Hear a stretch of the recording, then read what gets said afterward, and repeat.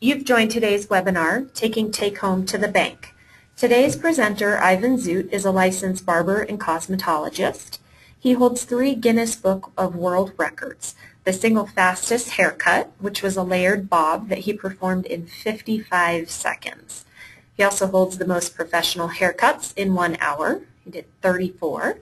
And the most haircuts in 24 hours, which was 340 haircuts. He is also the author of ClipperGuy Says, which is a book series of 7 books that cover technical cutting as well as business skills. And as if that's not enough, Ivan also created his own line of product called Zoot. Without further ado, I present to you Ivan Zoot. Well, good afternoon and welcome to the program. I'm Ivan Zoot, and thank you for that introduction. This is not the efficiency and productivity webinar, which we would have led into with the information on those world records, but it's always fun stuff to share. So I'm going to bring up my copy of the webinar, and we will be ready to rock. And here we go. And hang in there with me. This should be it. And Jenny, on your end, everything looks good and we're ready to roll? I am actually not seeing that, so let me... Okay, my screen shows the PowerPoint presentation. I'm going to minimize this just to make sure I did not X out of the webinar. Can you hear me okay? Yes, I can. All right, audio is good. And try that now. It says, when ready, show my screen. Oh, look, okay, now I got a little box. It says, when ready, show my screen. I'm going to click on that. That should show my main screen, and this should bring up the webinar. There it is. Now are we seeing the webinar? We are. Okay, further proof that not only do I have world records, but I am technically trainable. We now have the webinar up, and we can see what we're doing. Welcome to Taking Take Home to the Bank.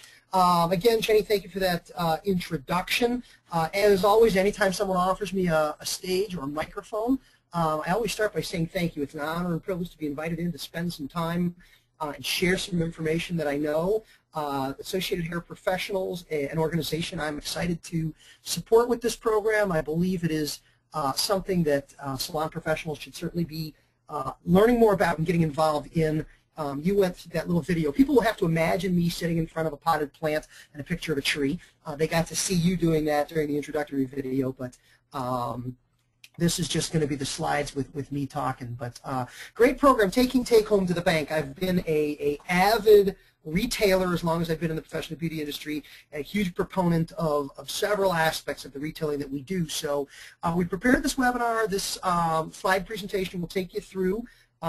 Jenny has the ability to field some questions as they come up. Please don't hesitate to get your fingers fired up and type in some questions so that we can get some specifics that help you beyond the content that I have planned to offer, and we'll have a Q&A session at the end as we go through. So here we go. And slide 1, this is the Ivan slide. I'm real proud of it. My wife thinks there's way too much stuff here. But I've been busy, and some of you may be familiar with me from some of my presences and things on the web. Starting in the upper left-hand corner, that's my little ClipperGuy avatar. If you follow me on social media, you've probably seen me in that form, but I go by ClipperGuy, and I didn't do that. You guys did that. After a hair show, somebody who saw me at the hair show saw me at the airport, and they said, hey, it's ClipperGuy. And I said, hey, I got to get a website. So ClipperGuy.com, of course, is one of my places on the web where I share a ton of great information and encourage you to go there. Working clockwise, next is a little silhouette of what you may recognize as the state of Utah. And that star sits approximately where you would find Salt Lake City. And I chose that, searching around on the web, the web is filled with great information, to represent, I cut a lot of hair in the time that I owned my salon and in the time that I worked for some others in the beauty industry. During the time I owned my salon, we kept track, we kept records, and I actually know that I cut over 245,000 haircuts during the period of time that I owned my salon, equivalent to cutting every man, woman, and child in Salt Lake City, Utah. So just kind of a fun little fact, volume of hair cutting.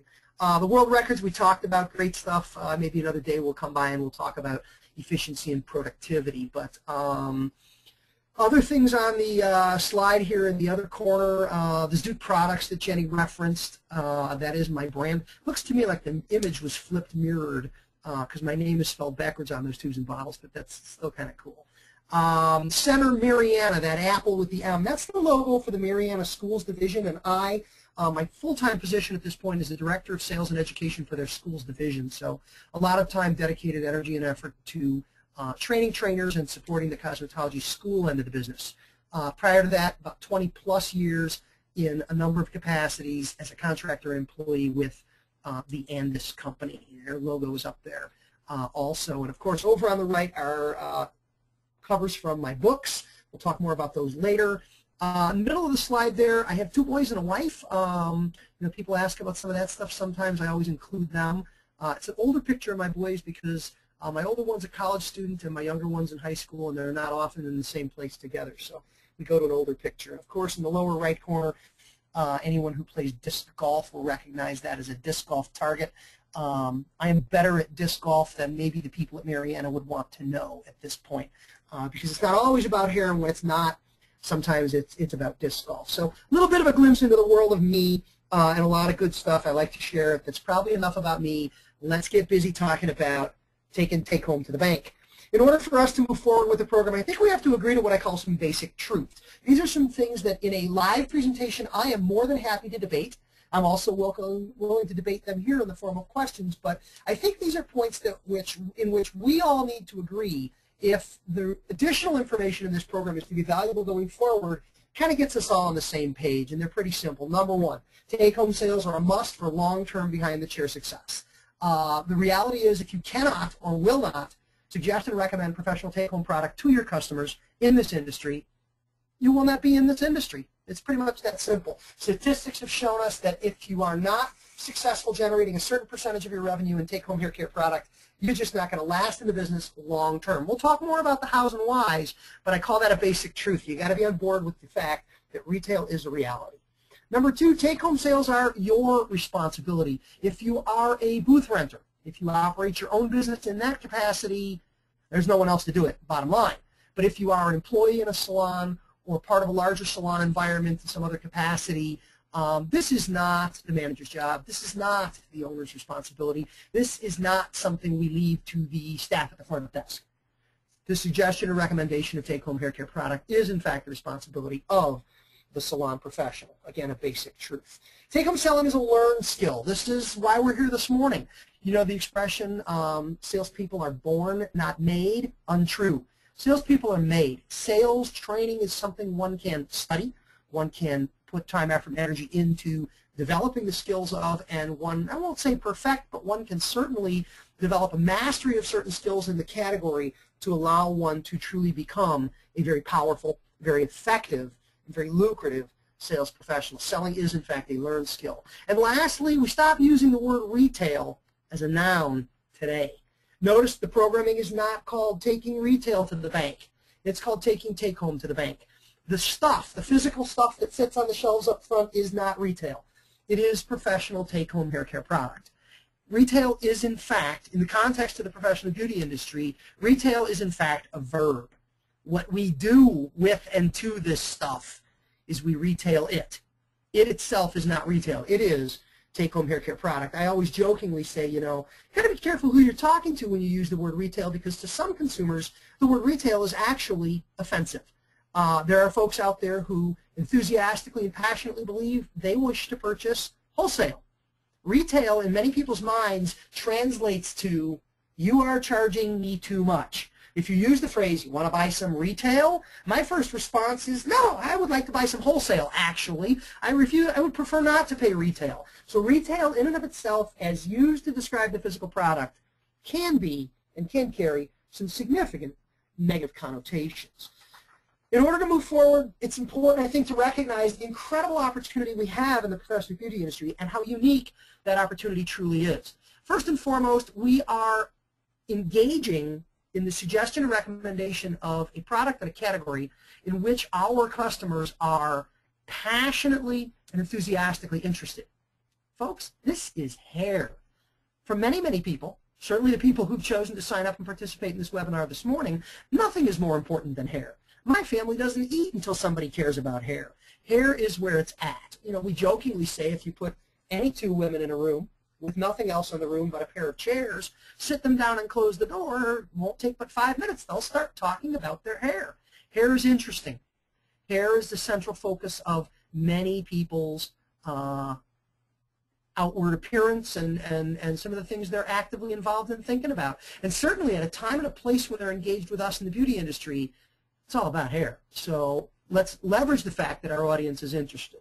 Let's not forget our audience is already spending, and they are spending big. I don't have a current statistic as to the number of billions of dollars spent on beauty products in the United States of America, but I do know it begins with a B and not an M. It's billions, not millions. It is an incredible amount of money being transacted every day. People have these products in their home. I would venture to guess that, you know, hair shampoo probably has a residential penetration, you know, in the high 90% in what percentage of the American population have this product in their home. It's right up there with toothpaste and toilet tissue. We buy this stuff, and we buy lots of it. So they're already spending. Really the issue for us is how can we get them to spend it with us instead of spending it where they might have other opportunities to make purchases. Number 3, and unique and intrinsic to the beauty industry, is the audience is trusting. This is a group of people that allow us direct physical contact with them. We touch people. We touch them physically. In many ways, we touch them emotionally when we deal with people's self-image and some of these other things. So we have a situation unlike the used car dealer down on the corner with the plastic-colored flags hanging from the poles, in which long before it comes time to suggest and recommend a product, we have already earned and established a significant degree of trust. I don't think you can underestimate the powerful value that carries in our ability to make recommendations and suggestions and to see customers act on those recommendations and suggestions enthusiastically, passionately, and of course financially. Next on the list to describe this unique opportunity is ready. Yeah, these folks are ready. We interact with them at a time when they are open to these suggestions and these changes. You know, there was an old statistic in the industry that said that if you change a woman's hair color, you make any change in a woman's hair color, within 45 minutes of the end of the hair appointment, she will purchase some form of makeup. That goes to the notion that when you change someone's hair color and you alter their color palette, you know, the eyes move around, and the next thing you know, we're talking about eyeshadow or lip color or something like that. So we have them at a time when we're making changes. We're talking about length. We're talking about texture. We're talking about styling options. What better time to roll into these recommendations? I don't think selecting a shampoo is happening at a more opportune moment when you move from the canned goods aisle to the frozen food aisle to the beauty products aisle in the grocery store. Not nearly as ready as they are when they are ready in a salon environment. And lastly, and again uniquely to our industry, is the notion that people are captive. For those of you that are on the webinar that have been around the business long enough, many of you may have had the opportunity and the gift of participating in a program with Michael Cole, an educator from our industry going back to my early days in the industry.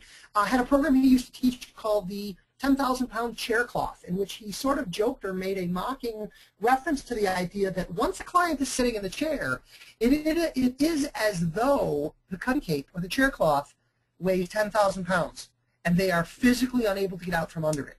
We have a captive audience. We might have a client in a stationary situation, 20, 30, even 45 minutes, even longer if we're doing things like hair weaves or more intricate color services, chemical processes. That customer's going nowhere. We have their time, we have their attention. Think about how you shop in a mall. You wander in and out of stores, you touch merchandise, you look around, and frequently if a clerk says, "Hi, can I help you?" your immediate response is no thank you, and you turn around and walk out of the store. Certainly not the kind of retailing opportunity we find ourselves in the professional beauty industry. So our opportunity is so truly unique. We talk about why, we talk about how. And the interesting thing with why and how, and I always use the example of having children. I have children. Many of you have children. Some of us are still children. We don't like to be told how to do anything. You know, we recoil. We respond negatively to a lot of how. But the flip side of that is, generally speaking, people respond well to why.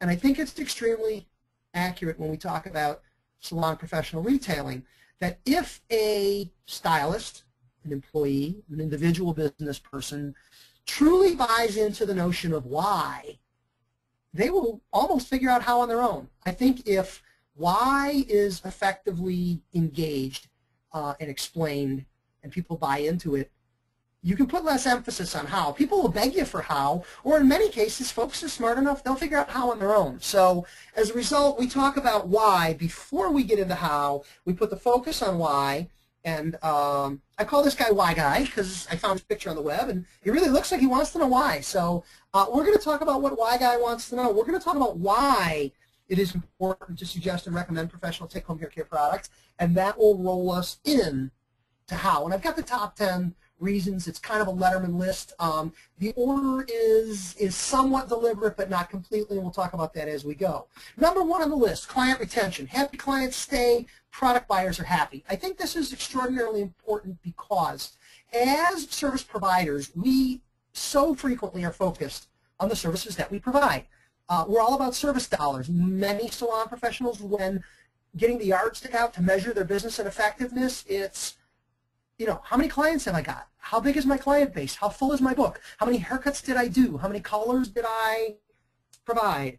And that service level is where the focus is. And the reality is, if you really want to focus on service, more customers, keeping the ones you got, the reality is product buyers are happy and happy clients stay. Statistically, people who purchase professional take-home hair care product are dramatically more likely to be happy with the results of the service, and happy clients stay, and product buyers are happy. So first and foremost is retaining the existing clients, which is the focus on service dollars for so many people, is an important reason why to be an effective retailer.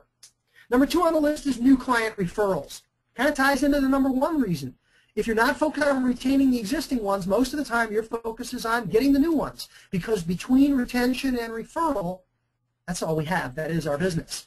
And happy clients send more happy clients. We go back to the unique opportunity and we talk about the clients that are interested. Customers talk to each other. They talk about their hair. They refer customers. The referral of a satisfied customer or a new customer from a satisfied customer is still the number 1 best way to grow business in the professional beauty industry. So if you fall in line with 1, happy clients stay. You fall in line with 2, happy clients send more happy clients. Number 3 on the list is strengthens relationships, an opportunity to demonstrate that you care. It is a relationship business. It is a people business. Sales is all about people and all about relationships. And the opportunity to discuss professional take-home product and its solutions, the opportunity to demonstrate care and concern for the satisfaction of the customer really is what will secure happy clients. Happy clients send more happy clients. So the opportunity to strengthen relationships off of successful product recommendation is a strong reason why this is so important. Number 4, builds up credibility. A recommendation that works earns you the right to make more recommendations. And I think many of our listeners can relate, because while we are salon professionals, we are also salon consumers. And many of us can say we've been lied to by a bottle. We have bottles of product in our shower and under our sink that we purchased on a hope and a dream, possibly on a recommendation even, but did not live up to our expectations, did not deliver on what we wanted. It happens. Maybe the wrong product for you. Maybe the product was used in the wrong way. Those are important elements of how we effectively suggest and recommend product, and we'll get to that. But a product recommendation that works, if you suggest the purchase of a $6, $8 bottle of shampoo or a $10 bottle of goop of some kind, if somebody takes it home and uses it, it works, and they're happy with it, you have earned an incredible amount of credibility with that customer. Later on in the relationship, when it's time to suggest other products or even other services, some of those services can be very expensive and complicated and can even involve powerful, dangerous chemicals, some of the things we use in the shop. You have the credibility, you've earned the credibility and the right to make some of those recommendations. So we move on, and why. Number 5 is add-on sales. I say see number 4.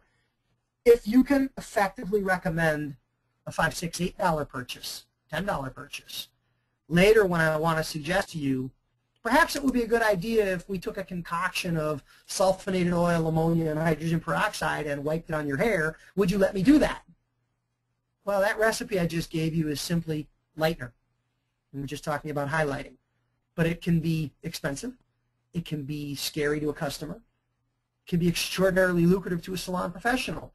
And if we built and earned the credibility that we saw in item number 4, add-on sales in item number 5 can significantly increase, all tied to our ability to effectively retail. Number 6, supports technical work. If you do not goop it, it doesn't matter if you cut it spiky. I love that sentence. I'm proud of it. I wrote it, so I guess that's why. But it's frequently at trade shows, we'll see somebody drop $200, $300, $400 on a pair of fancy scissors. Notching, chunking, spiking scissors, or some other tool. And you know what? All the greatest texturizing techniques in the world, all the unique cutting skills you can apply, if you do not apply the appropriate fixative product to the hair, it's simply going to lay on their head like a small furry dead animal.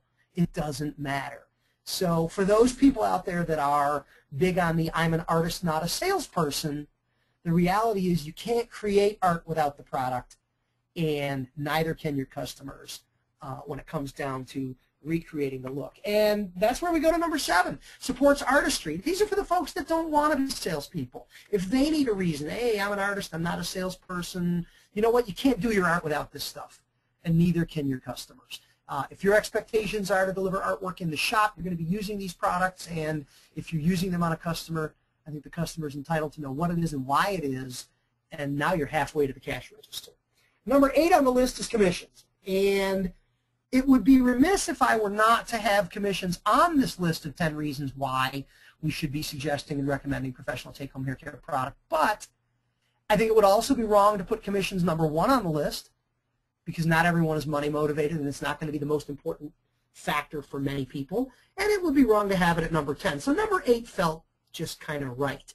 But almost every circumstance or situation I've ever been exposed to as long as I've been in the professional beauty industry, even cosmetology schools, there is some form of compensation, some form of remuneration for the sale of professional take-home hair care product.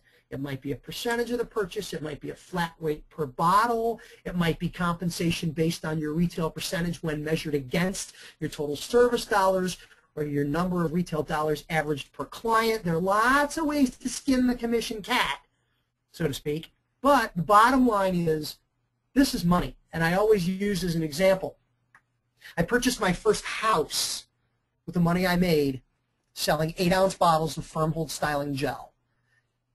Retail commissions are not gasoline, cigarette, and beer money. This is real money, and it can add up substantially. Now, I didn't make the down payment on the house, and I didn't make a mortgage payment. I bought the house with an 8-ounce bottle of Firm Hold Styling Gel. It was my number 1 item in my shop. At the time, it was a private label product that had my name on it that carried some better margins than others do. So my circumstances were really pushed to the edges of the envelope, and we'll talk more about that. But bottom line is there's money to be made here, folks. Number 9 on the list is salon profitability, long-term employment satisfaction and success. If you are a salon owner listening to this program, you don't need me to make this point. If you are an employee in a salon or a booth renter operating your own business, you need to intrinsically understand long-term employment satisfaction and success hinges on your ability to suggest and recommend professional take-home hair care product. If your salon does not achieve a certain level of product sales, which will generate a certain level of profit to the bottom line, there's going to come a day you're going to pull up in front, you're going to get out of your car, you're going to reach up for the door handle, you're going to tug on the door and it's not going to open, and you're going to look up by the lock and there's going to be a county sheriff's sticker over the lock, and in big letters it's going to say eviction notice. That business will go out of business. You know, we learned lessons years ago that are still true today. In a healthy salon environment, if you're hitting on all cylinders, if you're doing everything right, $1 charged for a service. Let's say you do a haircut for $1, and I pick $1 because I can do math with $1, but hopefully you're charging more than that. But if you do a haircut for $1, when all is said and done, the bills are paid, the rent, the lights, the heat, the employees, the insurance, everything you got to pay to do business. If you are running a successful, profitable salon operation, you will likely keep 6 pennies.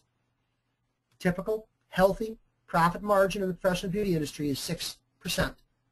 Conversely, if you sell a product for $1, and the beauty industry traditionally has 100% markup, buy it for $1, sell it for $2, buy it for $4, sell it for $8, which is also 50% gross margin. For those of you that are with me on the numbers, if you sell a product for $1, same dollar as the service, same cash register, same salon, typically you will keep 30 cents.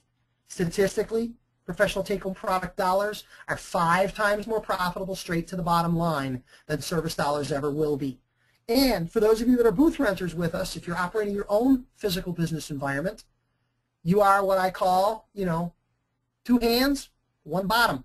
You can only physically be in one place at a time, and with 2 hands, you can only do 2 things at a time. Your ability to suggest or recommend take-home hair care product dramatically multiplies your revenue generating capability unless you can figure out how to grow another arm. Retail is going to be that important to you. Lastly, and this is kind of the selfish bullet point on here, from my days in the product side of the business, successful product manufacturers support your industry, take with one hand and give back with the other. I always use as an example, if you've ever read a trade journal in the professional beauty industry, if you subscribe to a trade journal, who do you think pays for those trade journals? The money you pay for the subscription doesn't even cover the cost of mailing that magazine to your house. If you attend a trade show, if you enjoy trade shows, who pays for trade shows? The money you pay for a ticket will barely cover the cost of turning on the lights in the convention center. Trade shows, trade journals, these things are all paid for by product manufacturers, the people that buy the booths and buy the advertising space. And where do they get their money? It doesn't come from you as a salon stylist, and it doesn't come from your salon owner. Product manufacturers ultimately get their money from our customers, people who buy their products, take them home, use them at home, and come back and buy another one. So the reality is many of the good things you get in this business, all of the good things you derive from this business, come from product manufacturers who really pick up the tab for all those things.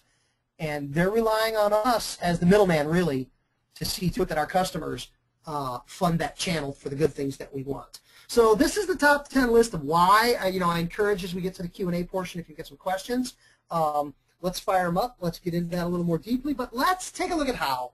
And you'll notice the why list was 10. The how list is shorter. The how list is only 5. We're going to talk about how. Number 1 on the list of how. Use professional products in your hair. It's the number 1 best way to build your product knowledge. I call this usable product knowledge. Product knowledge gained by using the product. If I reach over from where I'm sitting, I can grab some product in my office here. I can begin to read the back label. Very quickly, I will get into things I cannot pronounce. Very quickly, I will find ingredients. I don't know what they are. I don't know what they do. Knowing the names, the pronunciations, and the purposes of the items on the ingredient deck on the back of a bottle is not product knowledge. Product knowledge is what happens if I put this pomade on thick and heavy hair, and how well will that work? And what happens if I put that same exact pomade on a guy with thin and fine hair? And knowing what product is right is half the battle. The other half is having a very clear idea of what product is in fact wrong. And one of the things we used to do in my salon when I had my brand, anytime we introduced a new item, every employee in the shop was required to do their hair with that item, even if we knew full well it was the wrong item for their hair. An example would be, for instance, maybe we introduced a heavyweight moisturizing conditioner, and we had a stylist with very thin, fine hair, where you and I both know before we even open the bottle, that's just going to make her hair heavy and flat, and it's not going to style well, and it's not going to work. But you know what? We did it anyways. She needed to experience that to truly understand how and why the product didn't work well. So you'll notice as we go through the hows here, the verbs, the action words are in bold because we need to take strong and bold action. Number 1 on the list of how is use product. You got to get the products open. You got to get them in your hands. You got to get them on yours and each other's hair. Have a hair party when you bring a new item into the salon. Everybody's hair gets done with that styling wax, and we can talk about the good, the bad, and the ugly because there will be a little bit of each. Next on the list, talk about professional hair care products, share what you know with clients during services, and focus on the WIFM. The WIFM.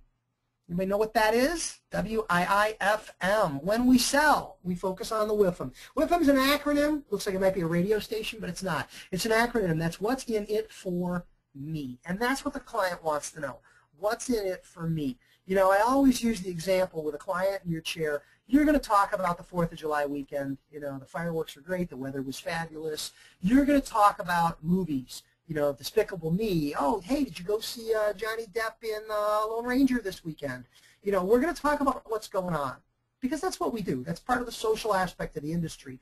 But when we can, as soon as possible, let's swing this conversation back to hair. Let's talk about the client's hair. Let's talk about what we're doing today. Let's talk about why we're doing it. Let's talk about what we're using to support what we're doing and why we're doing it. Think about it. Worst case scenario. You keep bringing the conversation back to this client's hair. You keep focusing the conversation on this client's hair. Worst case scenario, this woman leaves the shop, goes home, gets in a conversation with one of her friends and says, you know, I don't know what it is with Ivan. All he wants to do is talk about my hair. Every time I talk about something, he just brings it back to my hair. And her friend says, really? Do you have his business card? And before you know it, you're building and growing business. As often as possible, bring it back around and let's keep the focus on the client and their hair. Hang on, we're clicking here. Number 3, listen to your client. Prescribe what you've used, shares, or demonstrated, and teach the how-tos. This is the other side. For a guy who does a lot of talking, and I kind of got a kick out of it as we were loading up the webinar before we were ready to get started, for Jenny to run her video, she muted me. Can you imagine that? Muting me? That's not easy to do. I think she gets the honor of being the first person ever to be successful at that. But she had the ability to do that with the control on the webinar here. But you know what? Sometimes it's time to stop talking and listen. Because if you do, in sales, most of the time, the customer will tell you everything you need to know to close the sale. Ask some questions. We talked about product. We talked about what we're doing. Stop, sit back, and listen. The client will share an incredible amount of information with you about what it is they need to know, or what you need to know to close that sale. Prescribe what you have used, shared, or demonstrated. I chose to use the word prescribe, very much like a doctor would prescribe. This is what I am recommending for you. Very specific language, very strong language. Language that speaks to the credibility that you earned earlier on in the conversation. Language that speaks to the authority you possess as the expert in the category and on the subject about which we are having this conversation. Listen, prescribe, and you've used, shared, and demonstrated, and teach the how-tos. You're doing their hair, turn it into a teachable opportunity. Share what you're doing and why you hold the brush that way, why you even chose that brush, as a matter of fact. By the way, never use a brush on a client in the salon that is not available for purchase up front in the waiting room. If that means you need to sell rather expensive, high-quality brushes, so be it. If that means you need to use on your clients slightly lower-priced brushes that allow you an effective price point to be able to retail them, so be it. This is part of how we leverage our skills and our credibility because, hey, if that's the brush you need to do my hair, I want that brush too. And you will find in many cases brushes can be one of the most lucrative, as an example, one of the most lucrative categories of what you offer in the retail area of your store. On the how list, number 4, and remember it's a short list, there's only 5 on there, ask for the sale. And this is one that can be uncomfortable for some folks.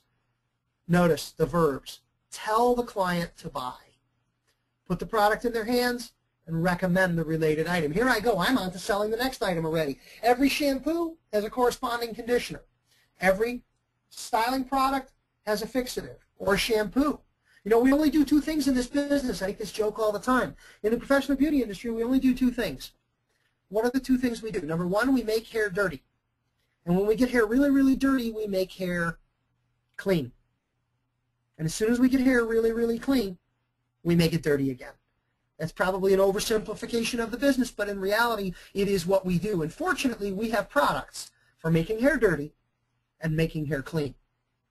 Telling the client to buy, this is what you need.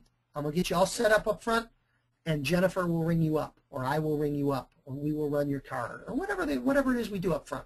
And asking for the sale, you know, they do surveys all the time. They talk to clients. Did you purchase professional take-home hair care product on your last visit?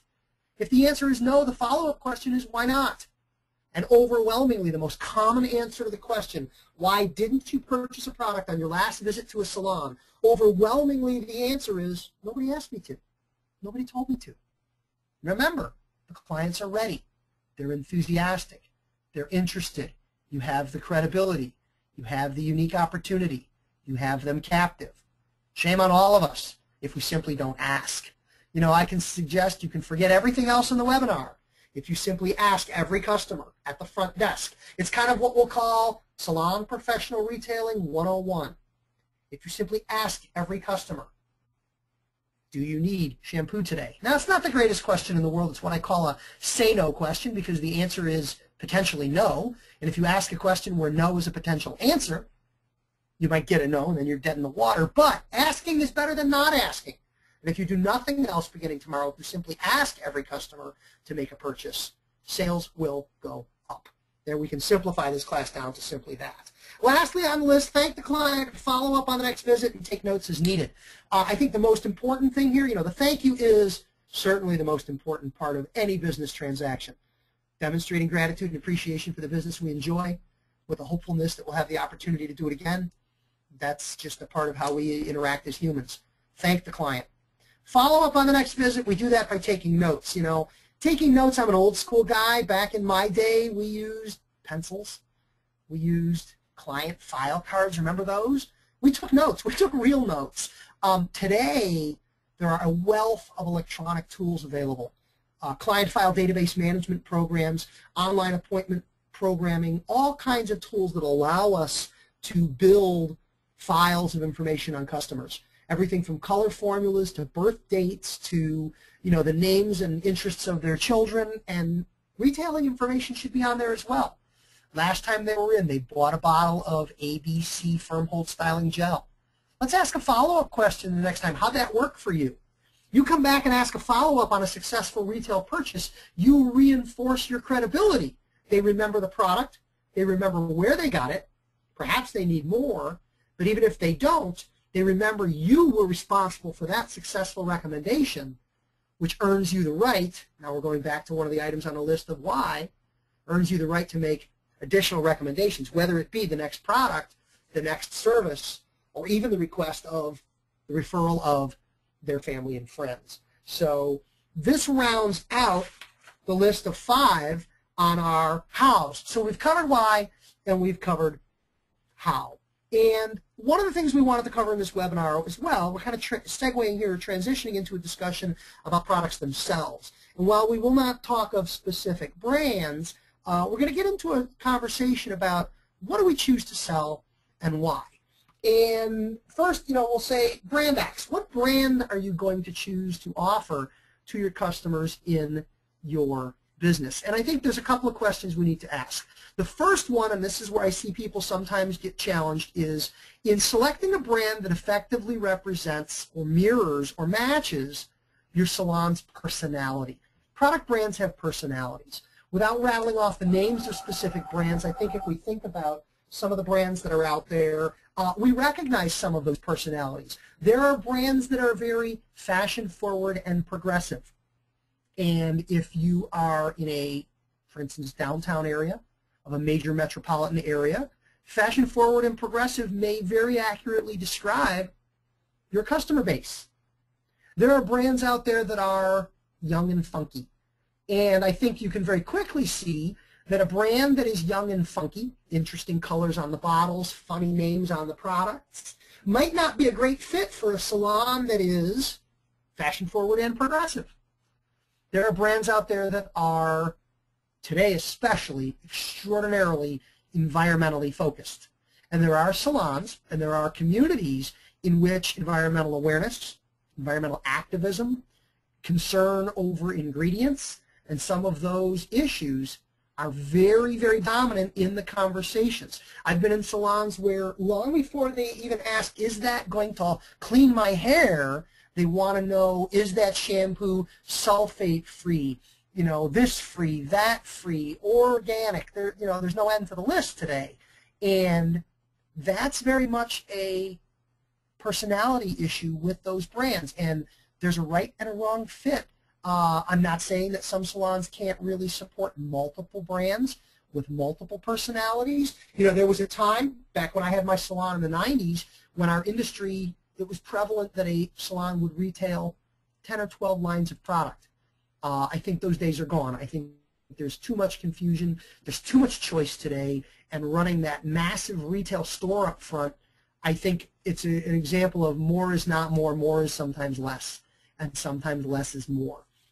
There may be a better optimum number of brands to sell today, and it's going to be a lower number. It might be in the 2s, maybe 3s, as opposed to having 8 to 10 products. So brand personality becomes important. I think access is an important question to ask when picking a brand, having to do with where do you get this product and how do you get this product to your salon. There are some brands that are sold through dealers that have salespeople on the street who will call on you. There are other brands sold through dealers who do not have salespeople but operate physical stores.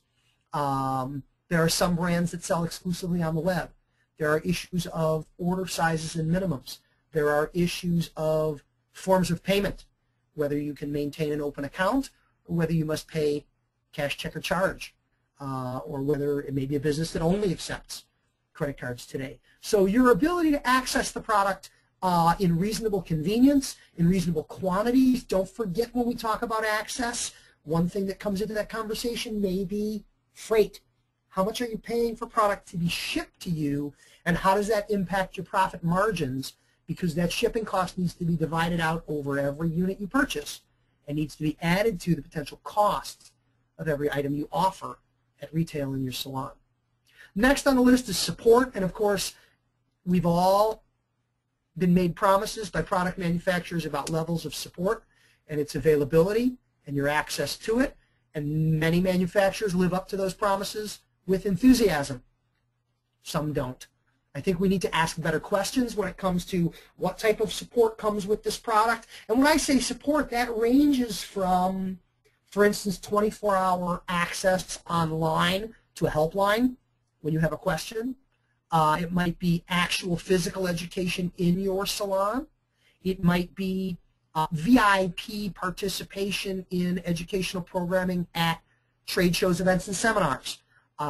Support might be the availability of what is becoming very rare in this day and age: literature, collateral, flyers, brochures, product posters, shelf talkers, display merchandising pieces.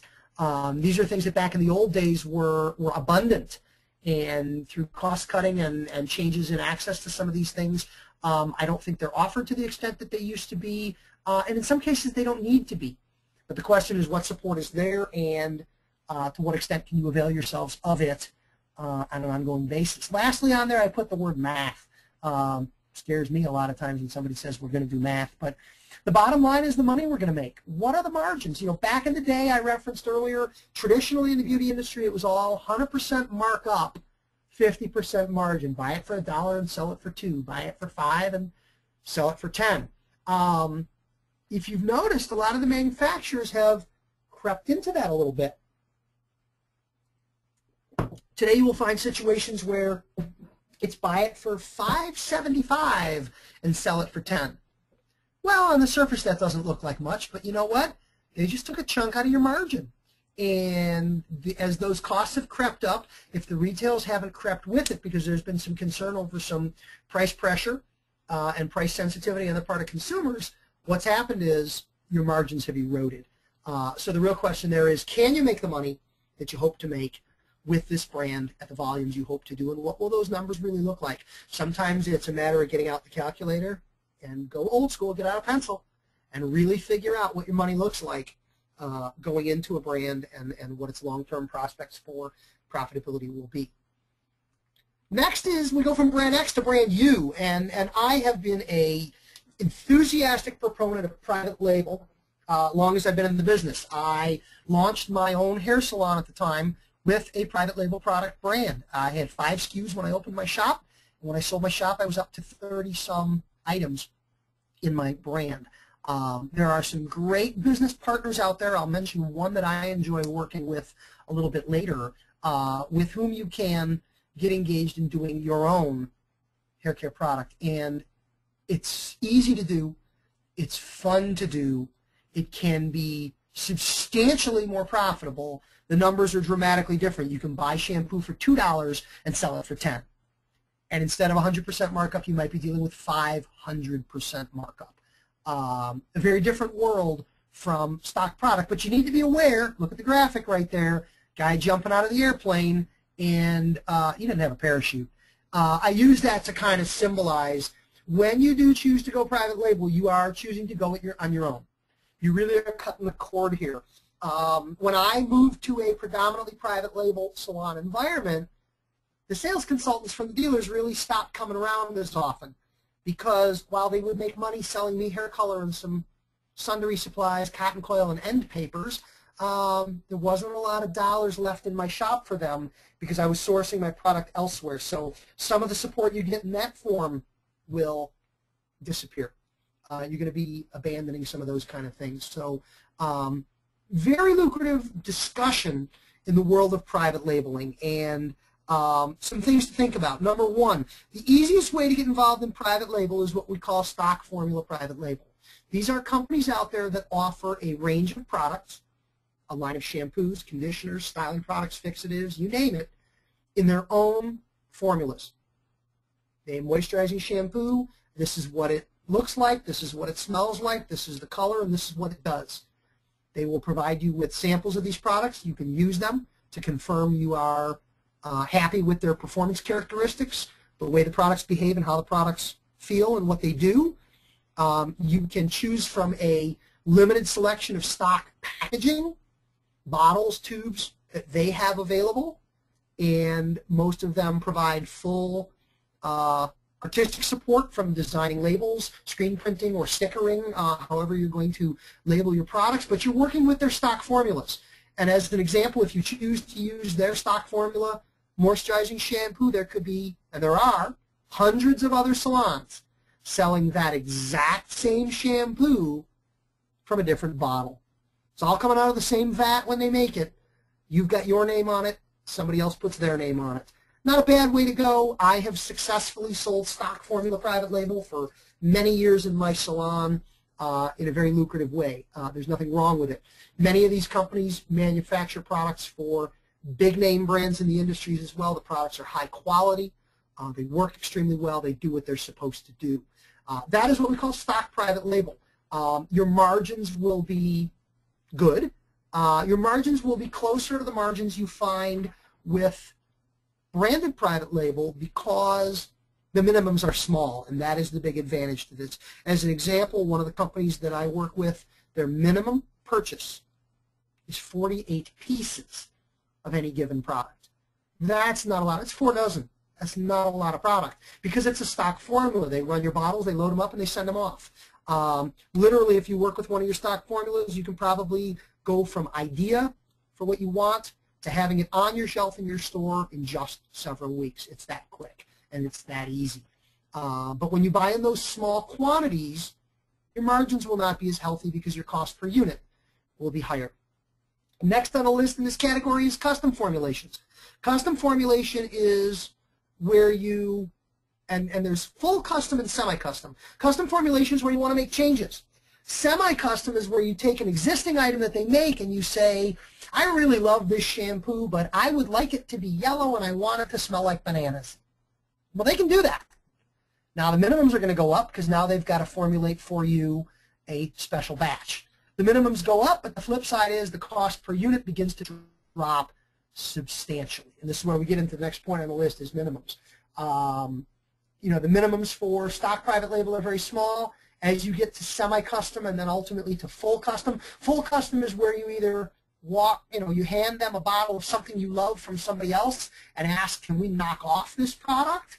And in many cases they can. Or the other way around is where you start with a clean sheet of paper and say, I want to create a gel, and I would like it to contain some of the following characteristics, some of the following ingredients, and literally from a clean sheet of paper. Much higher minimums.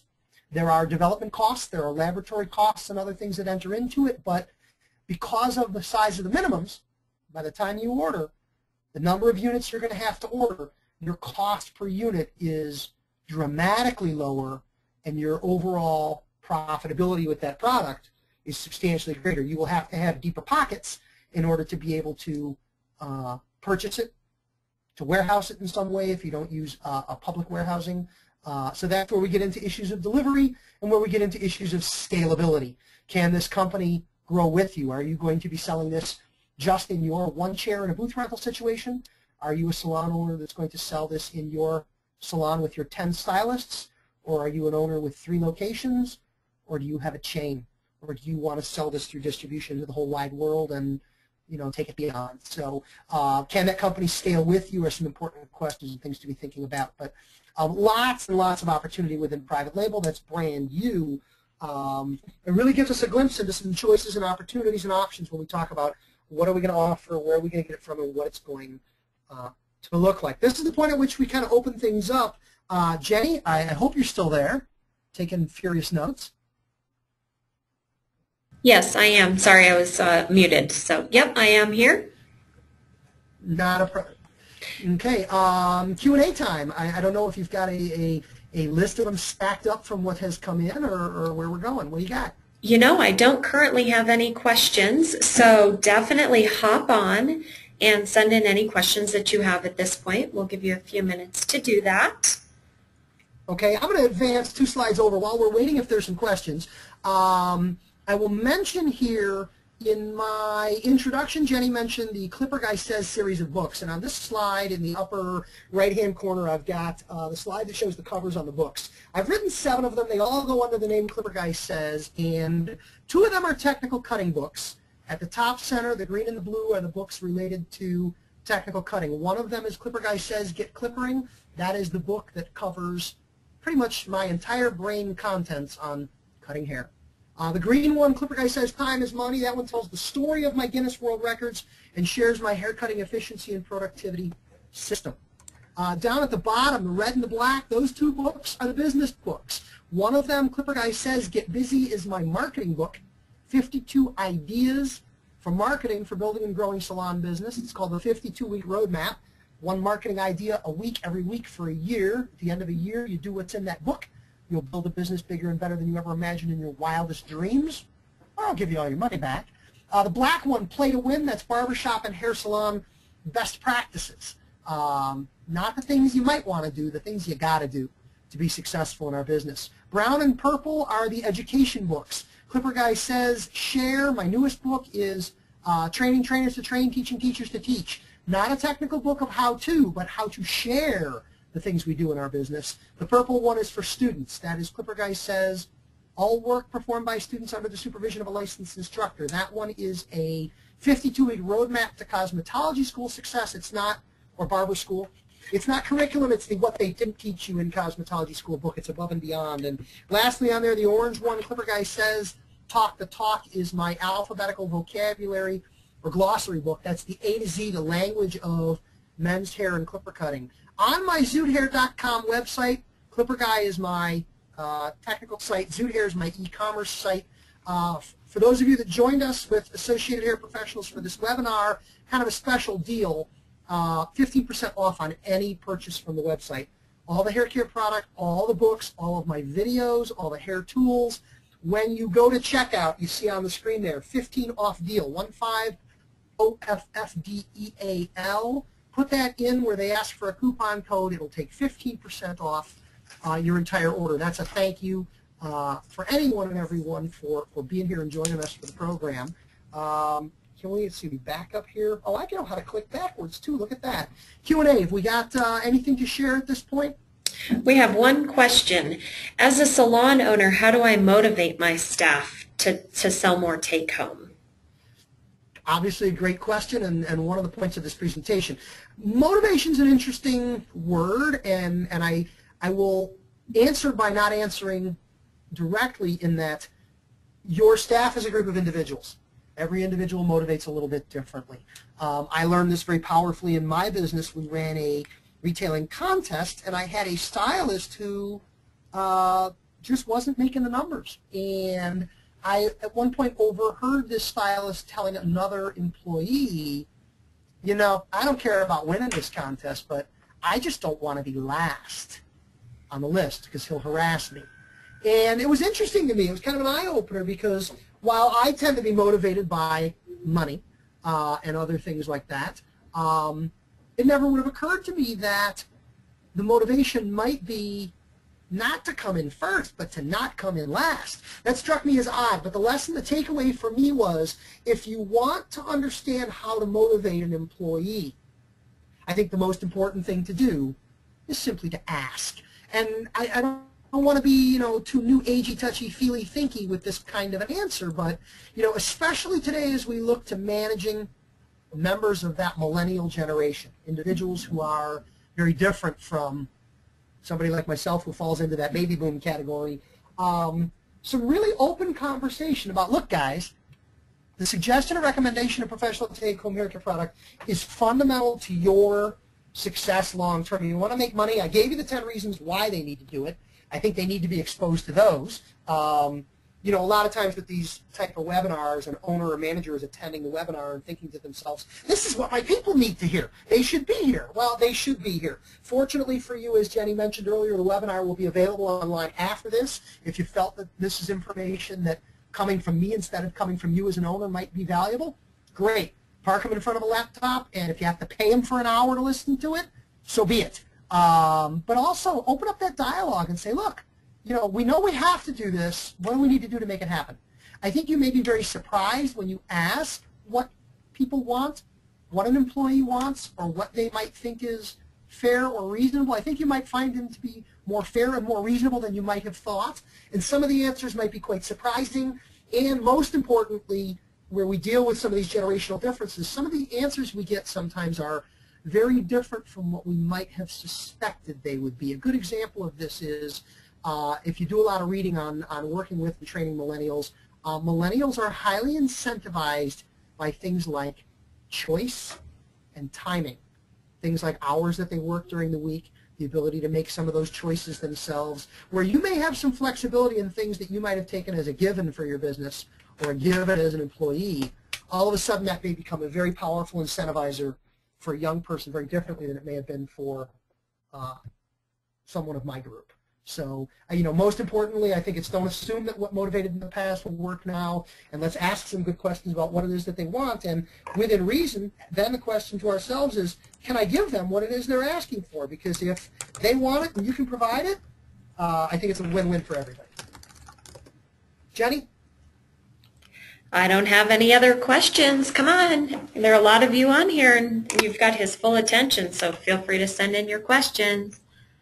Yeah, typically it's the situation someone is thinking of a question and they don't necessarily want to chime in and ask it, and there's 8 other people on the line with the exact same question. And I actually didn't prepare any particular questions in advance of this. Sometimes we do those. Sometimes those come off as a little prepared, which in fact they are, but not a bad thing.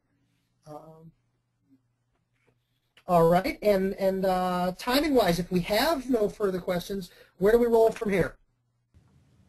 You know, at this point, the Q&A is the last section of the presentation, so if you guys don't have any questions, then that's it for us. Well, we will encourage, you know, I'll throw my email address out there. You know, I mentioned ZootHair and ClipperGuy.com, those 2 websites. Both of those websites contain, you know, click here to send me an email opportunities. ClipperGuy says, just like my book titles, ClipperGuy, ClipperGuysay @yahoo.com. That is a way you can email me directly. You can also get me through Facebook. I have a ClipperGuy fan page. I no longer accept friend requests on my personal page. You know, we maxed that out a while back. But the ClipperGuy fan page, there is a ClipperGuy Instagram page. There is a ClipperGuy says YouTube channel. Thank you to all my viewers. Just went over 1 million views on that channel recently with less than 200 technical cutting videos, so a popular spot there. Lots of great ways to find me on the web, and certainly through my friends at Associated Hair Professionals. I know when and where need be, Jenny, you could certainly refer some folks on to me if they wish to do that as they continue to engage with you and your folks. That would be a great way for them to be able to get more information following this. Absolutely. Perfect. Okay. Well, you know what? I always, I know you've got a final slide here with some Associated Hair Professionals info. We'll bring that one up. I will offer my closing comment, and then I'll turn it over to you for yours. But I always end my programs with the same two words I used to begin my programs. For those of you that paid attention from the very beginning, we started out the program with thank you. It's always an honor and privilege, as I stated there, to be invited in to spend time and share a little bit about what I know and share a little bit about what I do. And I appreciate the opportunity, Associated Hair Professionals inviting me to participate in this webinar and to cover what I consider to be, you know, an important subject and a fundamental topic to success in the beauty industry. So thanks for having me, and I think this summer webinar series, you'll talk a little more about it, but I think it's a great opportunity, and I hope to be invited back and do it again. Absolutely. Thank you so much, Ivan. You always have so much information to share. We could probably do a webinar every month for the rest of the year and still have more to talk about. I look forward to the next opportunity. All right. Well, as Ivan mentioned, this is sponsored by Associated Hair Professionals, and we are a fairly new national association supporting hairstylists, barbers, and nail professionals. We launched in February of 2012, and we're growing very quickly, so the need for an association is becoming more and more apparent to all of you professionals, which is great. So for member benefits through us, you get a free website, you get access to marketing resources, including webinars like the one that you're sitting in on right now. We do have 3 more webinars coming up in our webinar series. So if you're not signed up for those, definitely hop on our website. Those are free to attend for anyone in the industry, so make sure you're signed up for those. Our members also get access to an article database where we cover topics about marketing. So how do you use Pinterest? How do you use Instagram? How do you use some of those marketing techniques that are out there to boost your business? All of our resources focus on helping you impact your bottom line and boost it. So everything we create is designed around that. We also have a discount program, so we offer discounts on things like cell phone service. If you have Verizon, we offer you a 15% discount on your monthly bill through us. Great way to save some money. But we also offer discounts on industry publications so that you can keep up with what's going on. We also offer travel discounts, and we've partnered with an online scheduling company. So if you want to integrate online scheduling to help accommodate your clients a little bit easier, we do offer that as well. And then one of the cornerstone benefits of our association is liability insurance. And that's really designed to protect you from claims that you've harmed a client or that you've ruined any of their goods, is the best way to think of that. Our liability insurance policy is designed for the individual professional, so it's actually written in the individual's name and tied to their license. It's a really great policy. It's the best that you're going to find in the industry, especially for the price. If you're looking for liability insurance, definitely feel free to give us a call. We can walk you through all the details of that. We can also connect you with a company we work with that provides health insurance for both salons and independent professionals. They're really great. So we can help you find some of those resources for things that you need. And we do offer 2 levels of membership. So as a licensed professional, it's $179 for the year. That includes all of the benefits I just mentioned, including the liability insurance. We also have a student level of membership available for $45 a year, and students do also receive a liability insurance policy that covers them in connection with any of their school activities. So it's really great pricing, especially for the amount of benefits that you get. So I would highly encourage all of you to look into this a little bit more. Call us if you have any questions. Our contact information is on here. We've got a wealth of resources also available on our website. So don't hesitate to contact us and ask us any questions. We're here to help. So it looks like I have a few questions coming in now, so I just want to address those really quickly. So the first is, how do I get the link to this recorded webinar to share with those in my salon? I will be emailing all of you by Friday of this week the actual link to access.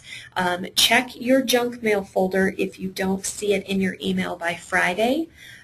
But if you can't find it for some reason, the recording is actually going to be posted on the same page where you signed up for this webinar. We also will post it on our YouTube page, which is AHP Hair.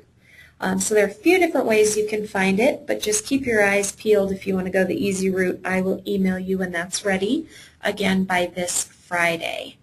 And Jenny, I'll jump in. I'm also going to, once it's available, I'll share the link through all of my social media presences as well. So I'll be tweeting it and blogging it and putting it out there for folks so they can find it through me as well. Perfect. And then there's one question here for you, Ivan. Let me read this real quick. She's asking for the name of the private label company you mentioned. Good question, because I said I was going to do it and I didn't. I'm going to pause 2 seconds and reach over to pick up that business card so I don't get the number wrong. Hang on a minute. Okay.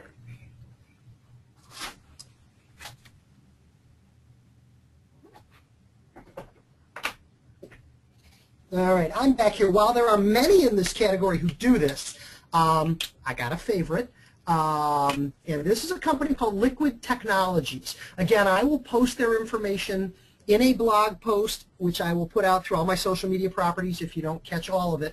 But these guys are located out in California. Liquid Technologies, they're a private label company. They do the stock private label. They do custom formulation. I'll give you a little secret. They do some of the products that I sell. They make product for me. But Dawn is my sales consultant. Their telephone number is 1-800-669-6251,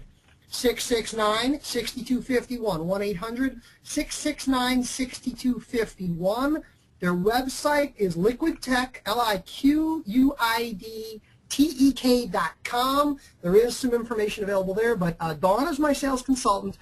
Certainly feel free to drop my name if you attended this webinar. Why, we're friends, and there's no reason why you shouldn't drop my name when you do. Tell them Ivan told you that she was the person to call, and they will really get you jumped into a lot of that world of private label. It's a lot of fun and profitable and a good time. So Dawn at Liquid Technologies, 800-669-6251. All right, Jenny? All right, I think that wraps it up. Thank you all so much for sitting in today. If you have any other questions about this, don't hesitate to contact us. You guys have all the emails that you got are directly from my email address, so you know how to get in touch with me if you need to. So thanks so much, Ivan, and have a great day. Thank you very much. We look forward to seeing you here again. Bye. Take care.